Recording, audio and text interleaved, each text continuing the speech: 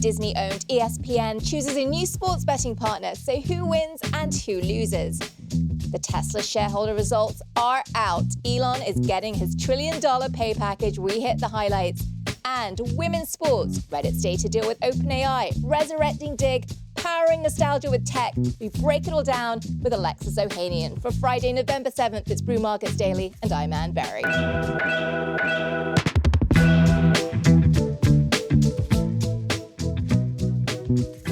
More market details to come, but first, whether resigning from the board of Reddit, which he co-founded, or commercializing women's sports, Alexis Ohanian has been pushing on what it means to take actions that are based both on principle and on making money. While the social media platform now has a $35 billion market cap, and after investing at a $3 million valuation, Ohanian has seen women's soccer club Angel City hit $280 million in its latest fundraise. But across these journeys, he has faced serious doubters along the way, as well as decision points that with hindsight look momentous. Early in Reddit's life, when Sam Altman asked if a nonprofit called OpenAI could scrape its data, what did Ohanian say? Could an arch-rival CEO, a quote nemesis, be a plausible business partner in resuscitating a human-first social platform? How did one tweet lead to the launch of what Ohanian calls the Formula One League of track and field? Well, we sat down with Alexis Ohanian to break down his successes, the lessons learned, and the challenges still to come in tech, in live events, in consumer trends, and more. And he did not hold back, packing a punch in our conversation with blunt insights into accusations of virtue signaling, where the money proves success, and where he's investing next with his venture firm 776. That conversation coming up. But first, Brew Markets Daily is sponsored by Public. Let's throw it over to our producer, John. Are you excited? It's Friday. Friday? You mean 401k day? Heck yeah. I used to think of it simply as payday, but now that I'm older, I send some of that money straight into my retirement account. Well, for a limited time, Public users can earn an uncapped 1% match on all IRA transfers and rollovers on top of a 1% match on your annual IRA contributions. A 1% match. Plus, with a self-directed IRA on Public, users can access thousands of stocks, ETFs, and bonds to align their investing style with their retirement goals. Users can even trade options in their IRA, a feature many brokerages don't offer. Get started at public.com/brewmarkets. That's public.com/brewmarkets. Paid for by Public Investing. Full disclosures in podcast description. And now my conversation with Alexis Ohanian here in studio in New York. All right. Alexis Ohanian, you're known as many things, tech founder, venture capitalist, but let's start with what has been perhaps the most visible part of all the things you do, which is as an investor in women's sports. And what started as a rage tweet almost in 2019, which was look at this burgeoning industry, no one's paying attention, has blossomed into something else. And most recently you had Athlos here in New York. Tell us about that. Tell us about that evolution. Yeah. So March of 2019, my tweet goes viral. Yeah. And I basically noticed that a team in the NWSL, the American Women's Soccer League, had just sold for like $3.5 million. And this was the year of the Women's World Cup. This was not a sport that I followed, but I knew who Megan Rapinoe was, knew who Alex Morgan was, and knew who the stars of the sport were. So they'd already transcended the sport. That's a great sign. And in Megan's case, she played for that team in Seattle. And the math didn't math because I knew she alone should be worth at least $3 million in brand deals a year. And so the fact that their whole team was worth that much was a sign to me that there was an opportunity to just run an operation way more efficiently and effectively. And so I resolved at the end of this tweet storm, I basically laid out the vision to say, look, this is a multi-billion-dollar industry laying in plain sight. And I'm going to either start or buy an NWSL team and, who can help? And, this tweet goes viral. Most of the people responding were actually dunking on me, making the case that no one watches women's sports. You're an idiot. You're going to lose all your money, yada, yada, yada. But there were some really hardcore women's soccer fans, which was great to see. I look for that heat, right? Building Reddit, you learn to have a spidey sense for things that are culturally powerful in that there's a community of people who hate only because there's something they are intimidated by or something that is significant enough to garner their attention and their hate. So even, even those signs of irrational hate were actually giving me confidence that there was something really interesting and compelling there. And so Alex Morgan famously responded to that tweet, and I reached out to her and we spent time together probably a month later, and I just took notes and resolved to buy a team or start a team. I started talking to some existing team owners, but then ultimately decided to start with an expansion. And that obviously, excuse me, and then obviously led me to Angel City, where I was founding control owner. And there were a number of mistakes I made and lessons learned, but a big one was I should have just bought the NWSL. Oh, Because in interesting. 2019, Yeah. I could have bought it for $10 million, fired everyone, reset the entire culture, built it like a technology company, right? Build software. I'm a product builder at the end of the day to run all the internal operations 100 times more efficiently and effectively.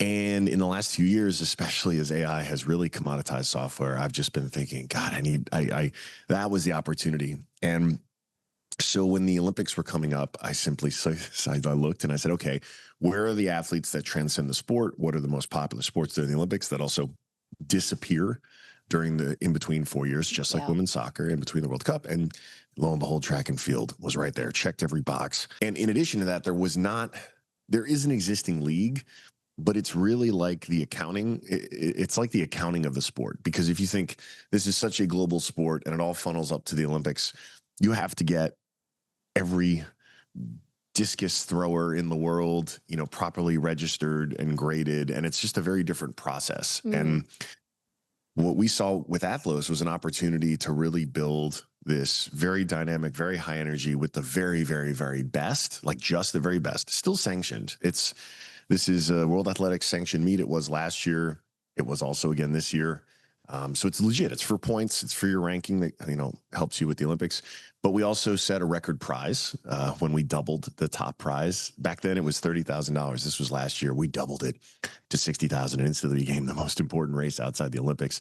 And we've been building on that since, and now are launching this Formula One league. So if you love, Mercedes versus Ferrari, yes, you can imagine what Team Nike versus Team Adidas might look like. And so we're really excited to build towards that, have multiple meets next year. We're not ready to announce those locations, but instead of just one in New York, add a couple more. And I can't wait for folks to see it and really elevate the sport that is an amazing sport that is, I guess, a top Olympic sport and then just disappears. No reason why it should. And build it with software first, which, again, I should have done if I could have gone back in time in 2019 with the NWSL. So let me ask you a question about the Athlos building in particular, Alexis. Is that specific to women's sports, or do you think that is just a sport which has been under-focused on, under-invested in, and the gender element actually wouldn't matter? You could just as easily do it with the guys. We will at some point add men. The reason why we started with women, and this is a great sport in that men and women routinely compete together. There are events like mixed relays that are really exciting and really compelling. The reason we started with the women was a business decision, in part because of all the success I've had as a, founding owner of now a handful of women's teams, not just Angel City, but also just recently bought the LA franchise in League One. So women's volleyball, about a 10% stake in the Chelsea Women's Football Club. The CMOs all want to know what I'm doing next in women's sports. It's funny, when I bought the first team in Tigers Team Golf League, TGL, the LA Golf Club, these CMOs were like, oh, that's cool, but actually, like, are you going to have women? Because that's really what we want to invest in. And it's coming. I can't say when, but so for sure there's an appetite today. And look, 6 years ago, we had to bring people on board and really stoke those flames of interest. Today, the interest is there. And so starting women first with Athlos made sense from a business standpoint, because that's how we could, we announced it in April last year. We did our first meet 5 months later. It's really fast. Yeah, that whole thing's come together so quickly. But with a women-led meet, that's how you can get Toyota, Tiffany and Co. I mean, tier 1 brands and a handful of others within 5 months. And then we ran it back last month, so about a year later, and we brought those brands back, but we also added Instacart and Cash App, Essential Water, like more and more to come. They're hungry for women's sports. This is an opportunity. And then it's also a business decision, because if you look at follower counts, the women of track and field, the top athletes, have a much bigger social presence than the men. And it's just simple math. Noah Lyles, we love Noah. He was there at the event having a great time. But, there aren't enough stars on the men's side in terms of their following to justify the early costs. And so again, we wanted to make this as effective a business as possible. And in the sport of track and field, it actually makes more sense to start with the women. It's interesting to hear you focus on the investment side of it, Alexis, because one thing that when I think about your journey through women's sports, at the beginning, you did get some heat for virtue signaling. You did have people saying, is this because, you're married to the most amazing woman athlete, right, ever? You're a girl dad, you're a proud girl dad. And it's interesting now, it feels as though you've moved beyond people saying that to, no, the business model's proven. But does it irritate you? Do you feel as though you're still having folks looking at you saying, well, what is this? Is this sort of philanthropy repackaged as business? It's interesting. At this point, it's really just people who haven't been paying attention who think it's philanthropy. It's actually really funny. It's the most common type of person I hear that from are actually tech folks. Oh, interesting.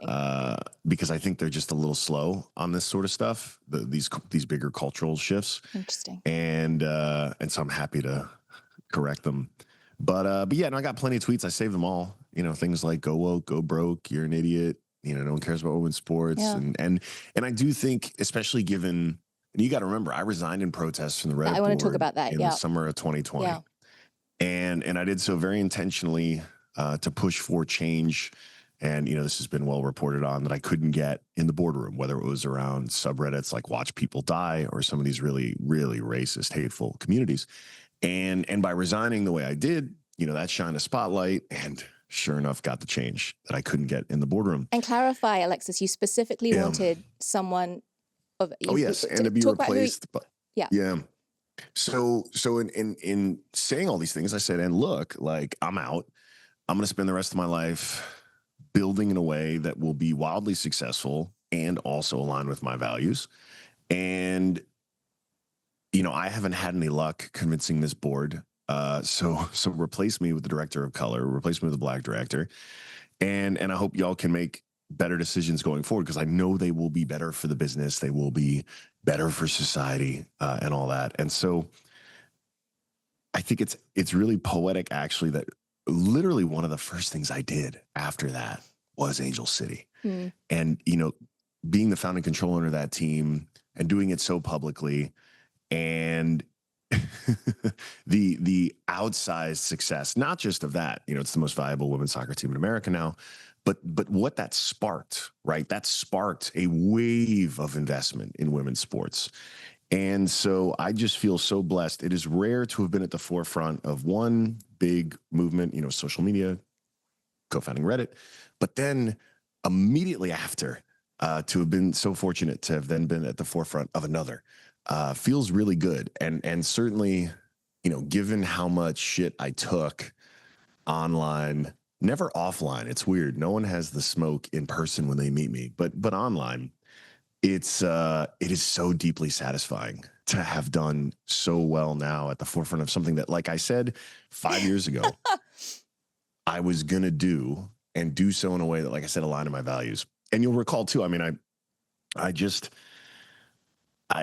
think there aren't too many folks left who get this twisted as philanthropy anymore, because ball don't lie. Like, the revenue numbers don't lie, sellout crowds don't lie, viewership growth doesn't lie. Like, it is, you basically just look like an asshole if you still think women's sports are not a real business. Because at this point, the thing I love about capitalism is that when you can unequivocally create value like this and capture attention like this, that's your mic drop. It no longer needs to be about, oh, well, this is, good for inspiring young girls, or this is important for a healthy society, or all this other stuff that I do care about.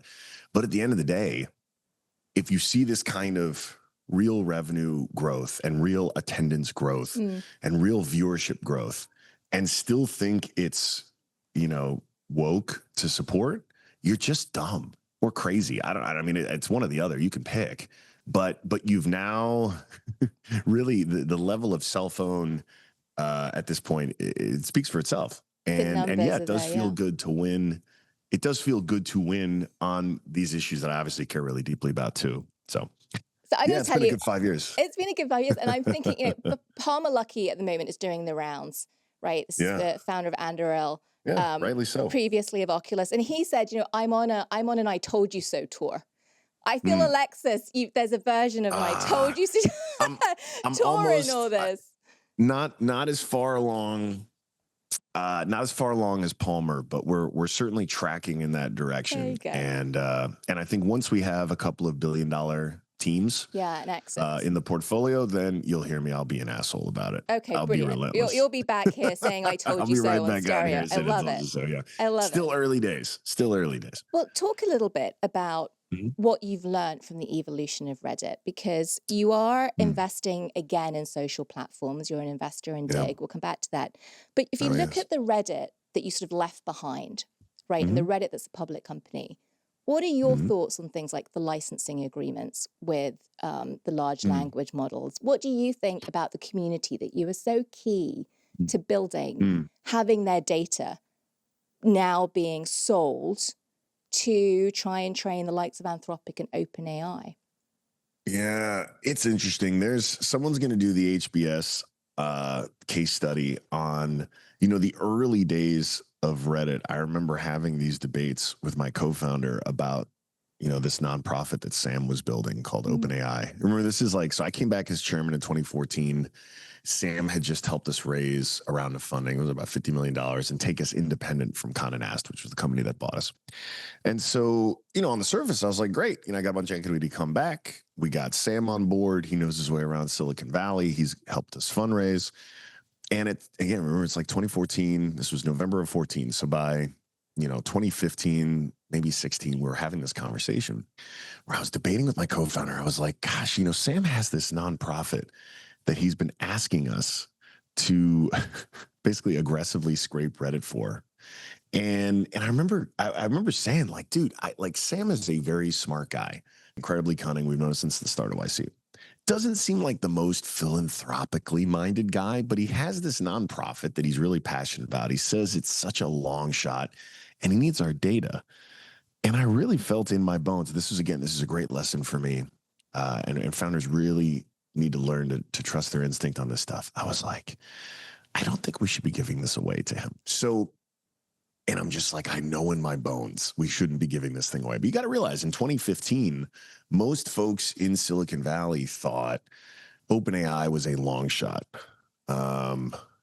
It was doing some cool novel stuff, but it wasn't serious. And it may have still been a part of YC research, Y Combinator research at that point. I can't remember, but I don't know. So by the end of the year, by the end of 15 or maybe early 16, we're really starting to have this discussion where it felt crazy to me that we were just giving away all this data. And, again, I lost that debate. and again, bravo, Sam. But it was one of these things where, this has been, I think this has been a long time going on in one form or another. And it is fascinating to me. I think Sam realized before anyone else, including us, including the founders, just how valuable that data was on Reddit, right? Because it was so well structured. It was, voted on, categorized. Back then, it was all human. And so it was incredibly valuable. I think the big challenge now is going to be, and I've tweeted about this. I mean, I didn't invent dead internet theory, but it definitely feels as though most of the social media we consume now is fake, right? It's either bots or AI generated or AI assisted or in some way just fake. And I think this is going to be the big challenge for all these platforms, not just Reddit, but to figure out how do you have provably human content. And obviously this gets even harder when you have a platform built in anonymity, because you're not going to ask the average Redditor to upload a driver's license or put in a credit card or any personally identifiable information, just because culturally it was so taboo and it's pseudonymous.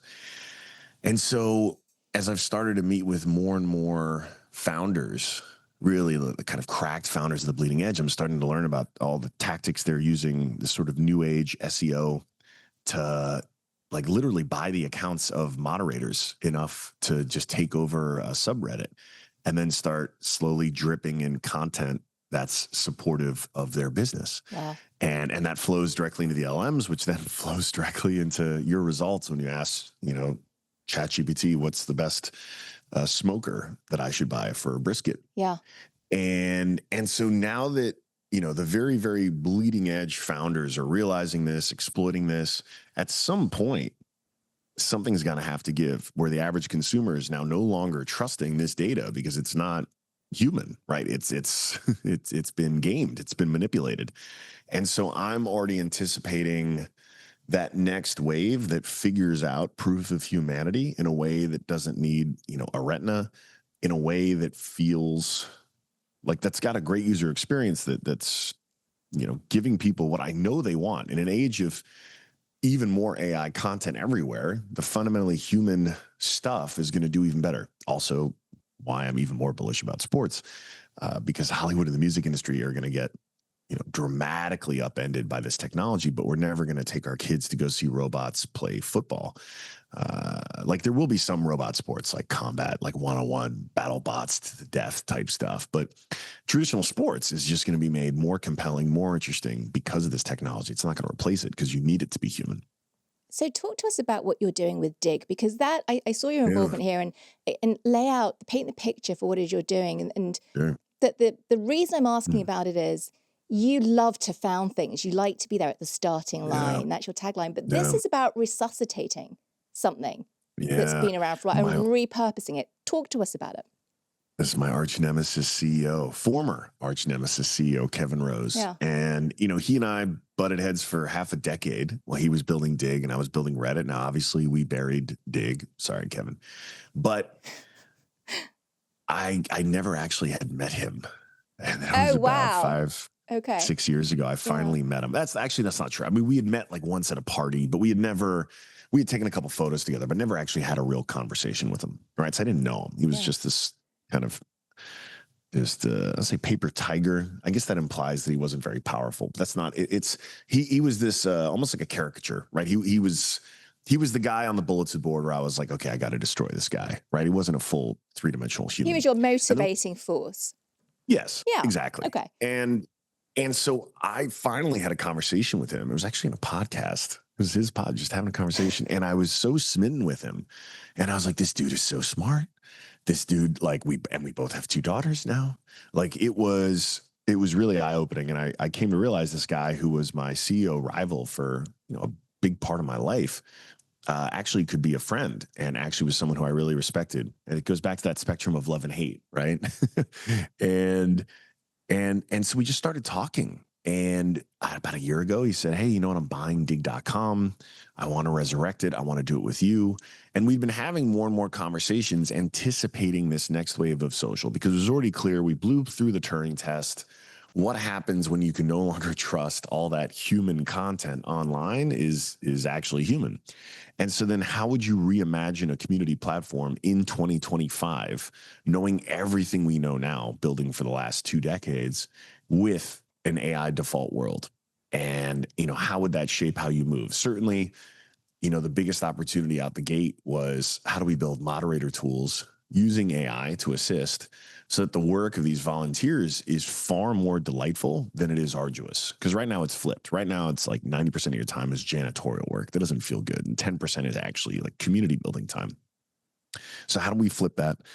And then also how do we figure out proving humanity from the earliest days in a way that, again, feels good? And so we're still in closed beta. We've been opening up to, we got a few thousand people active on the platform every day. And the way we got those first, Kevin's got a big fan base, and we just charged people for registering their handle. So again, 99.9% verifiably human, right? That's an easy first wave to do because you're getting their credit card info and basically letting Stripe make sure they're human.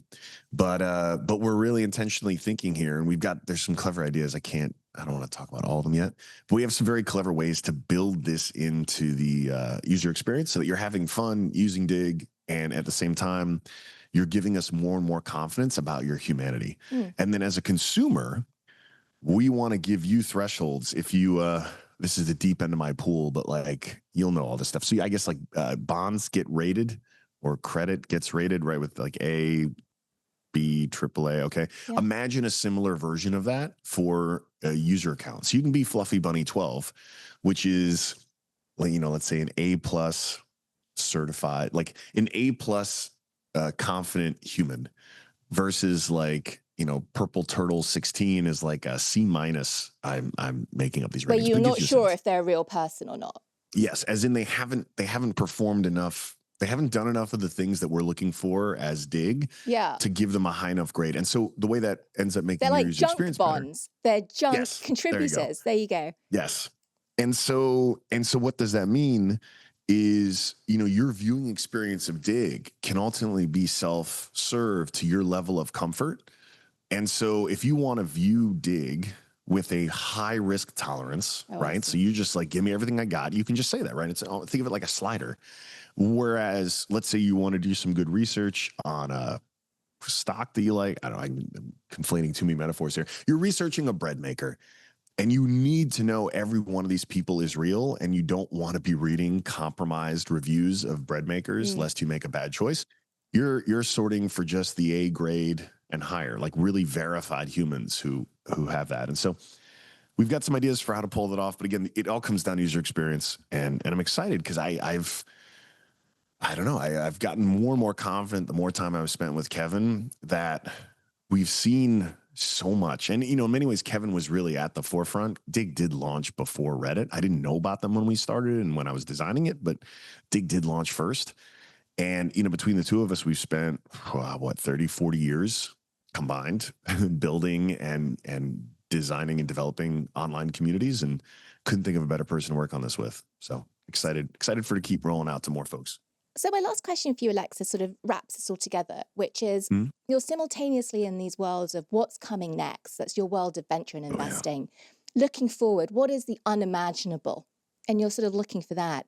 You're also in this world of let's take Dig and bring it back to life in a better, newer, more maybe AI infused, but also AI resilient fashion, right? You're digging deep into sports, but now thinking about the software to power the league. Baseball cards, collectibles is a big thing that I know you're involved in. Very true. How much of your time are you spending now, which is more about trying to grab a hold of nostalgia, digitize parts of it or optimize it with tech versus the truly brand new, you never would have thought that this existed 18 months ago? Excuse me. This is just a nice way of saying I'm not doing anything new. No, it's a way of saying, Stoke Space, for example, is one of your investments. That's a forward-thinking one for sure. Tell us what that is versus Airbuds, for example. Take those two. I think we are undeniably just leaping forward with technology right now, and so that will allow for companies to meet us early, like Stoke did 5 years ago. They're now $1 billion company they're going to go head to head with SpaceX next year, doing 100% reusable rockets. So even the second stage, so the part that holds everything, will be able to land itself. And so that is going to dramatically bring down the cost per kilogram of getting things up into space and back. And that is going to unlock a tremendous number of new businesses that can now live aboard that capsule and hopefully help us have a better life here on Earth. I think the space industry as a whole is way, way, way closer and bigger than we realize in a lot of really exciting ways. And so, getting to meet a guy like Andy is so exciting because I could never conceive of inventing something like this, let alone or building a company like he is. But the 776 proposition works for founders like him. And then similarly, Gilles, who's the founder of Airbuds, I think this is a generational response to social media culture, especially the most toxic elements. So Airbuds is a way to passively share what you're listening to. So Spotify, Apple, whatever you listen to, that music, those songs get shared in real time with your friends, like actual people you know and like. They can react to it. And it has become very popular. Millions of high school and college age kids are using it as a way to connect outside of school that doesn't involve gamifying youth, right? It's not about chasing followers or likes or digital hugs, all that stuff. It is simply, here's what I'm vibing to. You can react to it and maybe let's talk about it. And I think this generation has seen the worst parts of social culture and that gamification and are like, you know what, not for me. And we've seen different manifestations of it. Be Real and others have kind of come and gone. What I love about this is music has been a big part of our species for a very long time. And even in the modern era, there has been, if you remember you won't remember this, but I will remember this. The AIM culture of leaving those away messages with what song you were listening to, right? Like this is an echo from my own youth, which was many decades ago, but where this new generation, because of the ubiquity of streaming, because of sort of the pain from the previous culture of social media, are looking for this outlet now more than ever. And, you know, as much as AI is going to transform that industry of music, I think really compelling, amazing artists are still going to thrive, right? Taylor is still going to sell out stadiums. I'm still taking my daughters to see Taylor Swift. Amazing artists are still going to thrive, but we'll need even more solves for discovery when there's so much more to be listening to. And again, I think it comes back to some part human and some part technology. Alexis, you're going to come back. You're going to tell us about the latest on Dave. Yes. You're going to take another victory lap on women's sports. So thank you very much for your time. Thank you, sir. Thank you, man. Thank Always you. good to see you.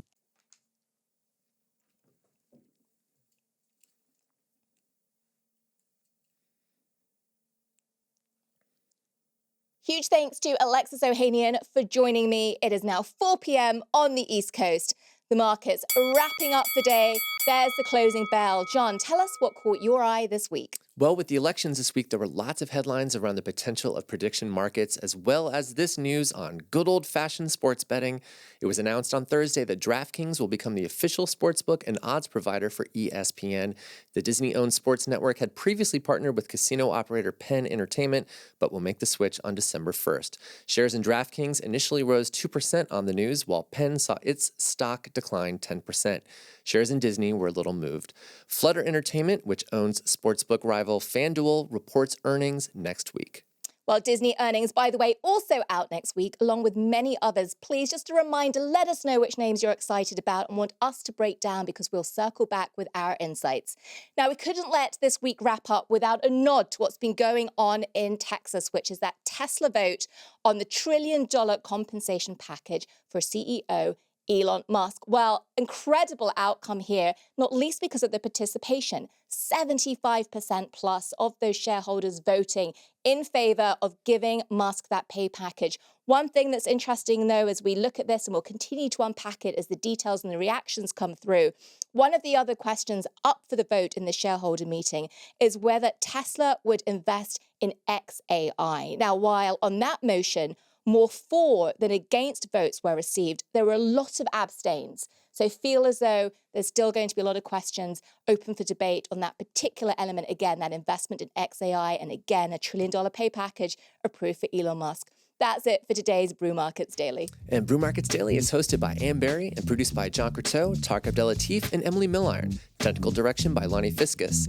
Jim Orzo handles audio, and the president of Morning Brew Inc. is Devin Emery. Wake up on Monday with the Morning Brew newsletter and tune in to Neil and Toby on Morning Brew Daily. We'll see you back here on Monday, folks. Have a great weekend.